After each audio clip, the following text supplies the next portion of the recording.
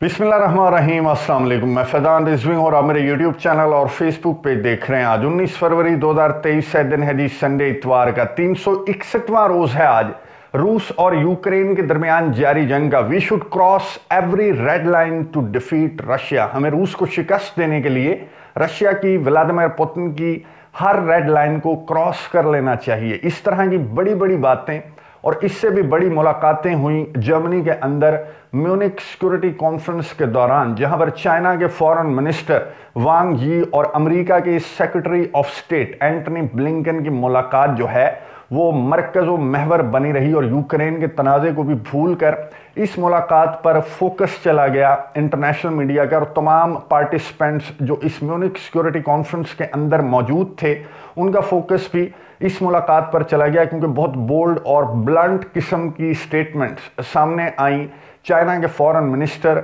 वांग यी की जानिब से। आपके सामने डिटेल्स रखूंगा। एक मुलाकात मॉस्को में भी हुई, बहुत बड़ी मुलाकात, और इसी म्यूनिक सिक्योरिटी कॉन्फ्रेंस के दौरान जो लुकाशेंको हैं, अलेक्जेंडर लुकाशेंको, बेलारूस के सरबराह, उन्होंने मुलाकात की रशिया के सदर व्लादिमीर पुतिन से। और जो बातें चल रही थी एनिवर्सरी सरप्राइज को लेकर, वो बातें अब जोर पकड़ चुकी हैं कि ये मुलाकात इस वक्त के अंदर होना ये बहुत बड़ा एविडेंस है। कान खड़े हो गए हैं हमारे यूक्रेन की इंटेलिजेंस और यूक्रेन के सदर की बातें सुनकर के एनिवर्सरी के मौके पर बेलारूस और रशिया की जानिब से कुछ सरप्राइज तो तैयार किया जा रहा है, कोई खिचड़ी तो पक रही है। यही बातें यूक्रेन के सदर व्लादिमीर ज़ेलेंस्की ने वर्चुअल खिताब जब किया म्यूनिक सिक्योरिटी कॉन्फ्रेंस से, तो यूक्रेन के सदर व्लादिमीर ज़ेलेंस्की ने यही बातें रिपीट की। उन्होंने सेम वही बातें दोहराई कि मैं कभी भी हार नहीं मानूंगा, मैं अपने इलाके रशिया को वापस नहीं दूंगा। जो ममालिक मुझे इस तरह का मशवरा दे रहे हैं वो अपना मशवरा अपने पास रखें। यूक्रेन के सदर व्लादिमीर ज़ेलेंस्की ने कहा कि मैं जब तक अपने इलाके इंक्लूडिंग क्राइमिया रशिया से वापस नहीं ले लेता, मैं तब तक ये जंग जारी रखूंगा। आपसे सिर्फ मेरी एक ही दरख्वास्त है कि आप मेरी मदद इमदाद जारी रखें। और यूक्रेन के सदर ने कहा कि हरी अप, जल्दी करें, क्योंकि रशिया बहुत तेज़ी के साथ आगे बढ़ रहा है और अगर आप इसी तरह सोचते रहे, मुझे लीथल वेपन प्रोवाइड करने के मामलात पर आपका डिसीजन सामने नहीं आया और क्विक डिलीवरी वेपन्स की सामने ना आई, तो मैं आपको बता दूं, यूक्रेन के सदर ने एक बार फिर से कहा। मोल्दोवा की प्रेसिडेंट वहां पर मौजूद थी इस म्यूनिक सिक्योरिटी कॉन्फ्रेंस के अंदर। उनकी मौजूदगी में वर्चुअल खिताब करते हुए यूक्रेन के सदर व्लादिमीर ज़ेलेंस्की ने कहा कि मैं आपको बता दूं कि अगर यूक्रेन को फतह कर लिया रशिया ने, तो रशिया वहां पर नहीं रुकेगा, बल्कि रशिया का अगला हदफ है मोल्दोवा का जो मुल्क है वो रशिया का अगला हदफ है। और मैं आपको कई मरतबा बता चुका हूं इस प्लेटफॉर्म के ऊपर भी, मैं आपको एक मरतबा फिर से बता देता हूं कि रशिया मोल्दोवा की जानिब बढ़ेगा। इस म्यूनिक सिक्योरिटी कॉन्फ्रेंस के अंदर एक मज़ेदार चीज़ मैंने देखी। यहाँ पर यूं तो तमाम ममालिक की रिप्रेजेंटेशन मौजूद थी सिवाय रशिया और ईरान के, क्योंकि इन्हें मदऊ नहीं किया गया। गुज़िश्ता साल रशिया खुद शरीक नहीं हुआ था इस म्यूनिक सिक्योरिटी कॉन्फ्रेंस के अंदर, और इस साल ईरान और रशिया को मदऊ नहीं किया गया म्यूनिक सिक्योरिटी कॉन्फ्रेंस में हिस्सा लेने के लिए। यहाँ पर बाकी जो तमाम दुनिया के ममालिक हैं उनकी रिप्रेजेंटेशन मौजूद थी। पाकिस्तान के बिलावल भुट्टो जरदारी साहब वज़ीर ख़ारजा भी मौजूद थे और वज़ीर मुमलिकत जो हैं हिना रब्बानी खर वो भी मौजूद थी। भारत की जानिब से भी ऑफिशियल्स मौजूद थे, चाइना के फॉरेन मिनिस्टर वांग यी भी मौजूद थे। लेकिन ऐसा लग रहा था कि ये जो दीगर ममालिक हैं, नेटो ममालिक, यूरोपियन कंट्रीज़, यूक्रेन के इत्तेहादियों के अलावा जो दीगर ममालिक इस कॉन्फ्रेंस के अंदर शरीक थे, ऐसा लग रहा था जैसे पराई शादी के अंदर नहीं बैठे हुए होते मेहमान कि हमें भी पूछ लो, हमारे भी कुछ मसाइल हैं, हमारे भी सिक्योरिटी कंसर्न्स हैं, तुम्हारे थोड़ी हैं। लेकिन मैं आपको एक चीज़ बता दूंगा, 1963 में जब इस म्यूनिक सिक्योरिटी कॉन्फ्रेंस का आगाज हुआ था जर्मनी के अंदर, तो जर्मनी नेटो इसे कहा जाता था ट्रांस अटलांटिक फैमिली मीटिंग इसे कहा जाता था। तो अभी भी ट्रांस अटलांटिक फैमिली मीटिंग का जो असर व रसूख है वो इस सिक्योरिटी कॉन्फ्रेंस के ऊपर तारी रहा, लेकिन उसे तोड़ा चाइना के फॉरेन मिनिस्टर वांग यी ने। जब उन्होंने खिताब किया तो उन्होंने बिल्कुल इस कॉन्फ्रेंस का जो टॉपिक है वो तब्दील करके रख दिया और जो मीडिया का फोकस था वो बिल्कुल डाइवर्ट हो गया यूक्रेन से चाइना अमेरिका तनाज़े पर। वांग यी ने क्या गुफ्तगू की वो बताने से कबल मैं आपको जल्दी से बता देता हूं कि अमेरिका की जानिब से कमला हैरिस जो नायब सदर हैं वो मौजूद थी। अमेरिका की नायब सदर कमला हैरिस जब आई, उन्होंने स्टार्ट किया रशिया ब्रूटल, रशिया टेररिस्ट। हमने गुज़िश्ता साल हम यहाँ पर मौजूद थे, हमने क्या बातें की थी। और जब ये जंग स्टार्ट हुई उसके बाद अब 1 साल बाद ये कॉन्फ्रेंस हो रही है, तो कमला हैरिस ने कहा, जिस पर क्लैपिंग हुई, कमला हैरिस की इस बात पर क्लैपिंग हुई। कमला हैरिस ने कहा कि यूक्रेन अभी डटा हुआ है, डिफेंड कर रहा है, यूक्रेन को कोई फतह नहीं कर सका। नेटो एक्सपेंड हो रहा है, मजीद एक्सपेंड हो रहा है, और रशिया टूट चुका है, बिखर चुका है, महरूम हो चुका है। इसका मतलब यह है, कमला हैरिस ने कहा कि यूक्रेन और उसके इत्तेहादी फाते हैं, खुद साख्ता फाते।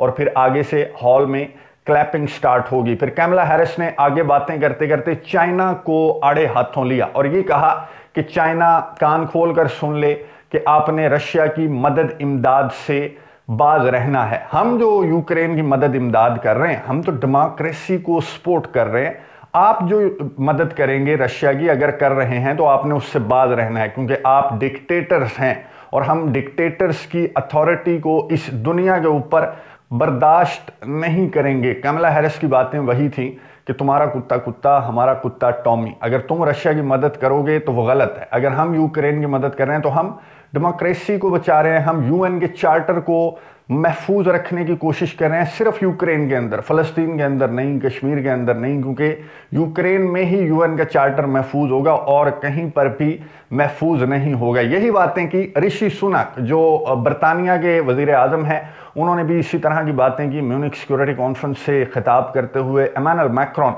फ्रांस के सदर भी यहाँ पर मौजूद थे, उन्होंने भी इसी तरह की बातें की कि यूक्रेन की मदद इमदाद ना सिर्फ जारी रखो बल्कि यूक्रेन की मदद इमदाद बढ़ाओ। इसके अलावा हमारे पास कोई ऑप्शन नहीं है कि हम सब मिलकर, जो हाइनास का टोला है वो सब मिलकर रशिया को, व्लादिमीर पुतिन को शिकस्त दें, वरना ये जमहूरियत की शिकस्त होगी अगर यूक्रेन हार जाता है। इसी तरह की बातें जो दीगर यूरोपियन कंट्रीज मौजूद थे, यहाँ पर मोल्दोवा की जो सदर थी उन्होंने फिर से वही बातें रिपीट की और मोल्दोवा की सदर की तारीफ की गई। डेनमार्क की सरबराह की जानिब से, डेनमार्क की सरबराह ने मोल्दोवा की प्रेसिडेंट की तारीफ इन अल्फाज में की कि एक और डेयरिंग हमें लीडर मिल गया यूरोप के अंदर, जिसका कंधा हम इन फ्यूचर इस्तेमाल कर सकते हैं। ये व्लादिमीर ज़ेलेंस्की के नक्शे कदम पर चलते हुए मोल्दोवा की जो सदर हैं उनके कंधे पर इन फ्यूचर हम बंदूक रखकर रशिया पर चलाने की कोशिश करेंगे। और फिर क्लैपिंग हुई मोल्दोवा की सदर के लिए, क्योंकि उन्होंने बहुत बोल्ड स्टेटमेंट्स दी कि हम, पहले बात तो ये मोल्दोवा की सदर ने कहा कि यूक्रेन के सदर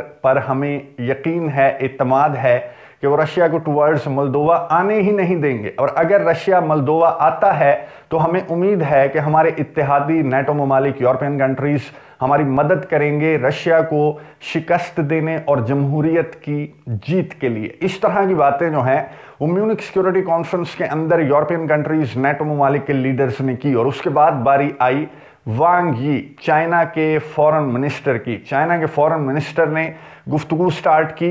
मैं तेज़ी चल रहा हूँ क्योंकि बहुत लंबी चौड़ी प्रेस कॉन्फ्रेंस थी, बहुत लंबे चौड़े खिताब थे, मुकम्मल आपके साथ शेयर नहीं कर सकता। वांग यी ने स्टार्ट किया कोरोना वायरस से, और वांग यी आगे बढ़े और उन्होंने कहा कि टेरिटोरियल इंटीग्रिटी को, जो इंटरनेशनल कवानीन की खिलाफ वर्जियाँ हैं, उनको बिल्कुल भी नहीं होना चाहिए। और जिस तरह की बातें वांग यी कर रहे थे तो मुझे क्लिक किया कि यूक्रेन की तरफ आएंगे, लेकिन वांग यी आए ताइवान के तनाज़े की जानिब और उन्होंने अमेरिका को आड़े हाथों लेना स्टार्ट कर दिया। ताइवान के मामले की मुकम्मल बात करने के बाद, टेरिटोरियल इंटीग्रिटी की बात करने के बाद, वो गए यूक्रेन के टॉपिक पर और उन्होंने कहा कि यूक्रेन के केस में भी हम इसी बात को सपोर्ट करते हैं कि बातचीत के जरिए हर मामले का, हर तनाज़े का हल निकलना चाहिए। और ये जो ब्लॉक कन्फ्रंटेशन है, वांग यी ने कहा कि जो ब्लॉक कन्फ्रंटेशन है कि आप हाइनास का टोला बना लेते हैं और एक मुल्क को ब्लैकमेल करना स्टार्ट कर देते हैं, एक मुल्क के कंधे पर बंदूक रखकर, तो इस तरह की ब्लॉक कन्फ्रंटेशन, ब्लॉक पॉलिटिक्स नहीं होनी चाहिए और हर तनाज़े का बातचीत के जरिए हल निकलना चाहिए। वांग यी को जब जो पैनल डिस्कशन हुई तो वांग यी ने वहाँ पर गुफ्तगू करते हुए उनसे सवालात इस तरह के किए गए, जो सामने बंदा बैठा हुआ था उसने फंसाने की कोशिश की वांग यी को कि आपने गुज़िश्ता साल ये कहा था कि यूक्रेन की टेरिटोरियल इंटीग्रिटी, तो क्या आप अब भी रशिया के हमले की मजम्मत करते हैं और क्या यूक्रेन की टेरिटोरियल इंटीग्रिटी को बहाल करने के लिए चाइना कोई किरदार अदा करेगा? तो वांग यी ने कहा कि we are concerned we condemn नहीं उन्होंने कहा we are concerned whatever is happening in Europe. और उन्होंने यूरोप को मत दिलवाने की कोशिश की। आपको नजर आ रहा होगा जिस तरह की बॉडी लैंग्वेज जर्मनी के चांसलर ओलाफ शॉल्स की थी वांग यी से मुलाकात के मौके पर, तो साफ नजर आ रहा था। उन्होंने यूरोप को एक लेक्चर दिया वांग यी ने कि थोड़ी सी अकल से काम लो और अपने फ्यूचर को देखो, अपने फायदे को देखो, और ये देखो कि तुम तो यूक्रेन को एक कंधे के तौर पर इस्तेमाल कर रहे हो, लेकिन यूरोप को कंधे के तौर पर कौन इस्तेमाल कर रहा है। उन्होंने अमेरिका का नाम लिए बगैर यूरोप को झंझोड़ने की कोशिश की। जब सवाल किया गया वांग यी से कि इस तनाज़े का हल किस तरह से होना चाहिए, तो वांग यी ने कहा कि यूक्रेन की टेरिटोरियल इंटीग्रिटी को बहाल होना चाहिए। इस तनाज़े का हल जो है वो बातचीत की टेबल पर बैठकर निकलना चाहिए, लेकिन तमाम पार्टियों के कंसर्न सुनने चाहिए। ब्लॉक पॉलिटिक्स को, ब्लॉक कन्फ्रंटेशन को बंद होना चाहिए। यानी कि वो नेटो की एक्सपेंशन की बात कर रहे थे जिस पर रूस के सदर व्लादिमीर पुतिन को बहुत ज्यादा एतराज है। फिर बलून की जब बात की गई, एंकर की जानिब से जब सवाल किया गया बलून के हवाले से कि बलून के मामले पर अमेरिका आपसे बहुत नाराज है, तो वांग यी बिगड़ गए। वांग यी ने जिस तरह से अमेरिका को मुखातिब किया उसकी अपनी फैमिली के अंदर, इस प्लेटफॉर्म के ऊपर वांग यी ने कहा सेल्फिशनेस। वांग यी ने कहा कि हम हैरान हो गए, अनबिलीवेबल था कि जब अमेरिका ने एक गुब्बारे को, जिसे हम कह रहे थे कि डरने की जरूरत नहीं है, वेदर वाला बलून है, तो अमेरिका ने उस गुब्बारे को इतनी हाइप क्रिएट की कि एक फाइटर जेट ले जाया गया और एक मिसाइल दाग कर उस गुब्बारे को फोड़ा गया। तो वांग यी ने कहा कि अनबिलीवेबल था। और इस तरह से, जिस तरह से अमेरिका बातें करता है, चाइना के साथ कंपटीशन की, अपने इत्तेहादियों को मिलाकर चाइना की टांगें खींचने की कोशिश करता है, तो वांग यी ने कहा कि कंपटीशन से ना हम डरते हैं, ना घबराते हैं, ना पीछे हटने वाले हैं, लेकिन फेयर होना चाहिए कंपटीशन। इस तरह का कंपटीशन जो है उस पर चाइना बिलीव नहीं करता। फेयर प्ले करें और मुकाबला करें चाइना से। और इस मौके पर जब सवाल किया गया वांग यी से कि क्या आप इस प्लेटफॉर्म को इस्तेमाल करना चाहते हैं बलून के मामले पर, जो ताल्लुकात बिगड़ गए अमेरिका और चाइना के दरमियान, उन्हें बहाल करने के लिए क्या कोई आप इकदाम उठाना चाहते हैं, क्या कोई ऑफर देना चाहते हैं अमेरिका को, तो चाइना के फॉरेन मिनिस्टर वांग यी ने कहा कि ताइवान हमारा हिस्सा है, ताइवान चाइना का हिस्सा है, जिसे इंटरनेशनल कम्युनिटी भी चाइना का हिस्सा तस्लीम करती है। और हम ये बात इस प्लेटफॉर्म से बताना चाहते हैं कि ताइवान को यूक्रेन की तरह कंधे के तौर पर इस्तेमाल करके कोई चाइना को डैमेज करने की गलतफहमी में ना रहे। और इस स्टेटमेंट के बाद वांग यी की इस पैनल डिस्कशन के चंद घंटों के बाद खबर सामने आई कि अमेरिका और चाइना के foreign ministers Antony Blinken, America के सेक्रेटरी ऑफ स्टेट, और चाइना के फॉरेन मिनिस्टर के दरमियान मुलाकात हुई। और इस मौके पर अकॉर्डिंग टू व्हाइट हाउस वांग यी को वार्न किया एंटनी ब्लिंकन ने कि आप रशिया की मदद इमदाद से बाज रहें। और एंटनी ब्लिंकन ने रिपोर्टर्स से गुफ्तगू करते हुए कहा कि सही वक्त पर हम आपको बताएंगे कि हमारे पास एविडेंस भी हैं और हमारे पास बहुत सारे सबूत हैं इस तरह के कि चाइना रशिया को सपोर्ट कर रहा है, मदद कर रहा है और डुअल गेम खेलने की कोशिश कर रहा है चाइना, कि इस तरह के प्लेटफॉर्म्स पर बैठकर पीस की, नेगोशिएशंस की, बातचीत की बात करता है चाइना। और अंदर खाने चाइना की जानिब से रशिया को मदद इमदाद प्रोवाइड की जा रही है, अगर की भी जा रही है। For example China, north Korea, Iran Russia की मदद कर रहे हैं, तो उस जानिब यूक्रेन की मदद तो 50 से ज़्यादा ममालिक कर रहे हैं। तो तुम्हारा कुत्ता जो है वो टॉमी किस तरह से हो गया कि उसकी मदद इमदाद करना जायज़ हो गया, और रशिया के जो इत्तेहादी हैं वो रशिया की मदद नहीं कर सकते। रशिया की मदद भी रशिया के इत्तेहादी कर सकते हैं, क्योंकि रूस और यूक्रेन की जंग नहीं है। ये जंग अगर हम एक बड़ी पिक्चर में जूम आउट करके देखें, मैंने आपको एक वीडियो के अंदर बताया था, तो ये जंग जो है वो 2 ब्लॉक्स की है। एक ब्लॉक एशिया ब्लॉक है, चाइना ब्लॉक है, रशिया ब्लॉक है, और दूसरा ब्लॉक जो है वो अमेरिका ब्लॉक है, जो इस दुनिया के ऊपर अपनी इजारादारी कायम रखने के लिए इस तरह के यूक्रेन और ताइवान जैसे यूनिट्स को यूज करके चाइना और रशिया जैसी बड़ी पावर्स को, जो उसके लिए खतरा हैं, उसके इत्तेहादियों के लिए खतरा है, उन्हें डैमेज करना चाहता है। तो खैर एंटनी ब्लिंकन की जानिब से वार्न किया गया वांग यी को कि आप रशिया की मदद इमदाद ना करें, वरना फिर हम इस बहाने से चाइना को जंजीरों में जकड़ने की कोशिश करेंगे। हमारे हाइनास मिलकर चाइना के ऊपर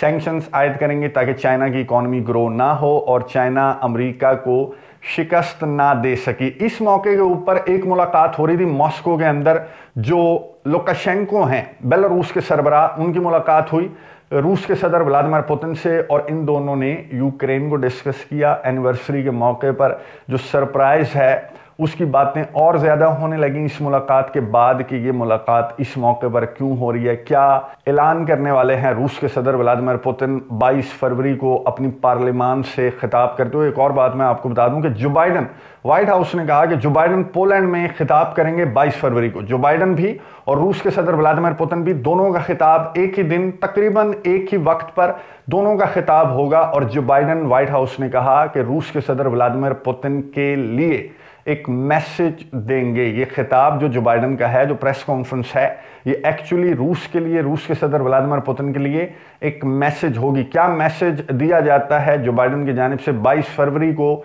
रूस के सदर व्लादिमीर पुतिन के लिए, और रूस के सदर की जानिब से किस तरह की ऑफर वेस्ट को की जाती है? क्या कोई सरप्राइज एक्चुअली बेलारूस और रशिया ने तैयार कर रखा है 24 फरवरी इस जंग की एनिवर्सरी को लेकर? वो भी आने वाले 2-3 रोज में सामने आ जाएगा, क्योंकि वो सरप्राइज अगर तैयार किया गया है तो 24 फरवरी से कबल ही यूक्रेन को मिल जाएगा। नजर रखेंगे, आपको अपडेट्स देता रहूंगा। अगली वीडियो तक के लिए इजाजत दीजिए। अल्लाह हाफिज।